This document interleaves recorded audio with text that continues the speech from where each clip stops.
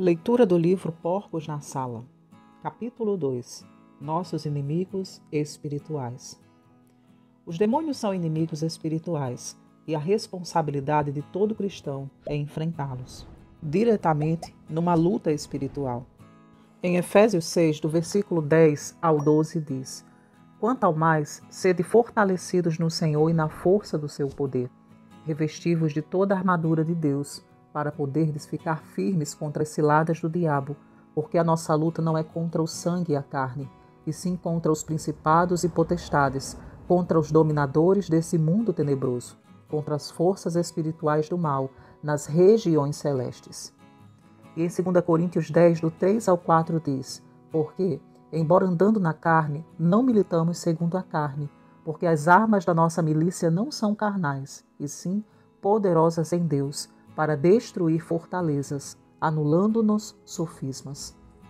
A Bíblia usa a analogia de luta ao referir-se ao nosso combate contra Satanás e suas tropas. Luta é a palavra certa, pois ela indica combate corpo a corpo com os poderes das trevas. A maioria de nós preferiria usar um canhão para atingi-los de longe, mas isso não é possível.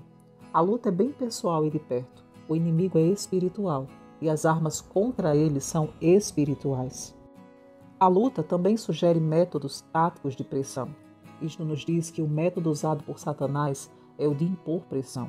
Ele impõe pressão nas áreas de nossos pensamentos, emoções, decisões e em nossos corpos. Muitas vezes os crentes sentem as pressões do inimigo, de uma maneira ou de outra. Quando alguém não conhece os métodos satânicos, ele se volta para os tranquilizantes, comprimidos para dormir ou ao sofá do psiquiatra. Mas o remédio divino indicado para obter a vitória sobre as pressões demoníacas é a luta espiritual. A Bíblia nos mostra como o cristão pode impor pressão contra os demônios e vencê-los. Ele deve dispensar as armas carnais e tomar as fortes armas espirituais. O crente deve conhecer suas armas e saber como usá-las, tanto quanto deve conhecer os métodos do inimigo e como vencê-lo. A carta aos Efésios, no capítulo 6, versículo 12, nos fala de 4 coisas de suma importância a respeito do nosso inimigo espiritual.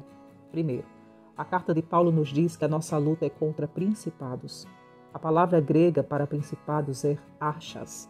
Esta palavra é usada para descrever uma espécie de coisas, tais como líderes, reis, majestades. Assim, uma série de líderes ou governadores descreveria sua posição e organização. A palavra principados nos diz que o reino satânico está bem organizado. Satanás é o chefe de seu reino e sob seu domínio há uma fila de espíritos de altas posições. A palavra principado significa o território ou jurisdição de um príncipe ou o país que dá título a um príncipe. Assim, vemos que esses espíritos reinantes estão designados para tomar conta de regiões como nações e cidades. Isto é esclarecido no livro de Daniel, capítulo 10. Daniel estava querendo ouvir a palavra de Deus através de oração e jejum. Depois de 3 semanas apareceu um anjo explicando que a chegada dele com a mensagem de Deus tinha sido atrasada por causa do encontro com o príncipe do reino da Pérsia. Ele não se refere a um príncipe humano, pois não há mero homem que poderia resistir a um mensageiro celeste. Ele está falando de um príncipe demoníaco. Assim, está claro que há espíritos demoníacos reinando sobre a direção de Satanás, sobre nações e cidades, para realizar seus fins imundos. Quando há problema que persistem infestando igrejas e lares, podem bem ser a indicação de que agentes maus foram ali colocados para criar problemas. Assim, descobrimos que nossa luta espiritual abrange muito mais do que nossas vidas espirituais. Estamos lutando pelo bem de nossos lares, comunidades e nação. O inimigo está muito bem organizado. Seus movimentos têm um só alvo: fazer o mal. Segundo, estamos informados de que nossa luta é contra potestades. A palavra grega é exóxias, que traduzida pode dizer autoridade. Esta palavra nos diz que os demônios, colocados sobre várias áreas ou territórios, têm autoridade para cumprir quaisquer das ordens que venham a receber. O soldado cristão não precisa se desanimar ao saber que quem ele enfrenta tem autoridade, pois ao crente foi dada autoridade ainda maior. Ele está revestido com a autoridade do nome de Jesus. Em Marcos 16, 17 diz: estes sinais hão de acompanhar aqueles que creem. Em meu nome expelirão demônios. Este versículo nos diz que os que creem têm autoridade maior que a autoridade dos demônios. Os demônios são obrigados a se render à autoridade do nome de Jesus. As Escrituras revelam que os demônios não somente têm autoridade, mas também poder. No Evangelho de Lucas, capítulo 10, versículo 19, lemos sobre o poder do inimigo.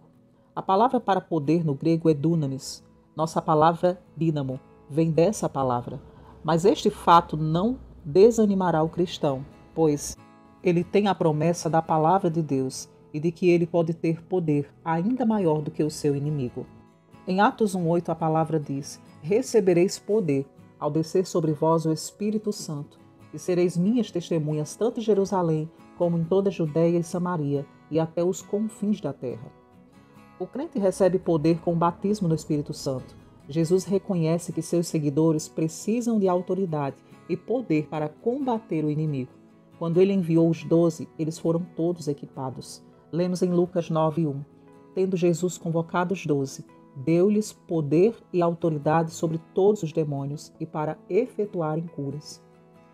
Um pouco mais tarde no seu ministério, Jesus enviou 70 discípulos, 2 a 2, e quando eles voltaram, contaram do sucesso que tinham experimentado em lidar com poderes demoníacos em nome de Jesus.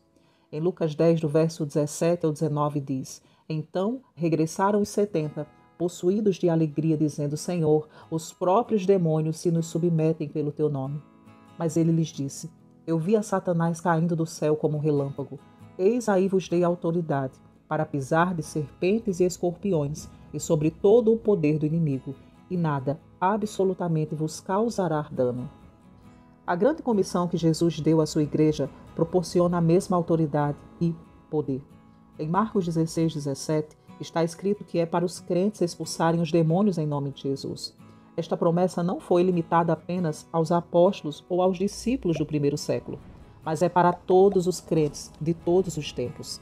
A comissão registrada em Mateus 28, do verso 18 ao 20, abre-se com a declaração: Toda a autoridade me foi dada no céu e na terra. Ide, portanto. Possuímos hoje a mesma autoridade e o mesmo poder para ministrar o que foi dado à igreja no princípio. Seria pura tolice combater os espíritos demoníacos sem esse poder e autoridade. A autoridade vem através da salvação. O poder vem através do batismo com o Espírito Santo. O poder que o crente recebe por meio do poderoso batismo no Espírito Santo é visto na operação dos dons do Espírito. Veja em 1 Coríntios 12, do verso 7 ao 11. Tais dons do Espírito, como palavras sobrenaturais de conhecimento e o discernimento de espíritos, são indispensáveis na luta espiritual. Este poder e autoridade em nome de Jesus são dados a fim de que o crente possa vencer os poderes demoníacos. Um policial militar é o exemplo de autoridade e de poder. Ele se levanta de manhã e veste sua farda e os emblemas policiais. Todo mundo reconhece sua autoridade pelo uniforme e emblemas. Mas há pessoas que não respeitam a autoridade, seja ela qual for. Por isso o guarda usa o capacete de um lado e o revólver do outro. Agora ele tem o poder necessário para reforçar a sua autoridade. Da mesma maneira, o cristão será um tolo se tentar combater as forças demoníacas sem autoridade e poder. Não devemos ficar esperando que Deus venha em nosso socorro. Não é hora de orar para que Deus providencie o poder e a autoridade. Ele já providenciou nossa salvação e nosso batismo no Espírito Santo. Deus está esperando que reconheçamos que Ele já providenciou tudo o que é necessário e que é para entrarmos na luta, tornando-nos a igreja militante da profecia. Em Mateus 16, 19 diz: Também eu te digo que tu és Pedro, e sob esta pedra edificarei a minha igreja, e as portas do inferno não prevalecerão contra ela. Terceiro, aprendemos que lutamos contra os dominadores desse mundo tenebroso. A palavra grega para dominadores deste mundo é kosmokratoras, que pode ser traduzida como príncipes deste século. Tal designação do inimigo enfatiza sua intenção de controlar. Nas Escrituras, Satanás é conhecido como o Deus desse século. Podemos ler em 2 Coríntios 4:4. Quando Adão caiu por seu próprio pecado, Satanás ganhou domínio sobre o mundo. Jesus não negou quais as pretensões de Satanás, feitas durante o período da tentação no deserto. Em Mateus 4:9 lemos: E lhes disse: Tudo isso te darei, se prostrado me adorares. É de máxima importância que reconheçamos Satanás como inimigo vencido. Ele não tem poder nem reino. Temos todo o direito de tratá-lo como um transgressor. Vamos supor que você é um proprietário de um terreno todo arborizado. Como dono, você coloca uma placa dizendo entrada proibida. Isso significa que você é dono e tem o direito legal de proibir a entrada de estranhos. Aparece um caçador. Ele não liga para a placa e a transgride. Quando você o descobre, manda-o embora. Ele não tem direito de ficar. É importante que entendamos que os espíritos demoníacos não têm o direito legítimo de ficar no cristão. Eles transgridem, mas quando tomamos a iniciativa e os mandamos embora, eles devem sair. Jesus explicou sua habilidade em expulsar os demônios nestas palavras, em Lucas 11, do verso 20 ao 22, aonde a Bíblia diz: E se eu expulso os demônios por Beelzebu, por quem os expulsam vossos filhos? Por isso eles mesmos serão os vossos juízes. Se porém eu expulso os demônios pelo dedo de Deus, certamente é chegado o reino de Deus sobre vós. Quando o valente, bem armado, guarda sua própria casa, ficam em segurança todos os seus bens. Sobrevindo, porém, o mais valente do que ele, vence-o, tira-lhe a armadura, em que confiava e lhe divide os despojos. Jesus declarou que a armadura do valente foi tirada. Isto significa que Satanás está completamente sem defesa. A expressão toda a sua armadura é a palavra grega panoplia. É usada mais de uma vez no Novo Testamento. Em Efésios 6:11, o cristão é exortado a vestir-se de toda a armadura de Deus. Assim, o cristão não tem ponto vulnerável, enquanto o diabo é vulnerável em tudo. Satanás ainda está tentando dominar o mundo, e temos de afirmar que ele tem progredido bastante na realização do seu alvo. Por quê? Porque a igreja não tem se levantado na autoridade e poder, que é a sua herança. Mas, nesses dias, uma grande parte do corpo de Cristo está começando a entender o inimigo, está tomando a sua própria armadura espiritual e está tomando a ofensiva contra Satanás e suas hostes. Quanto mais os cristãos entram na luta, tanto mais Satanás perderá. 4.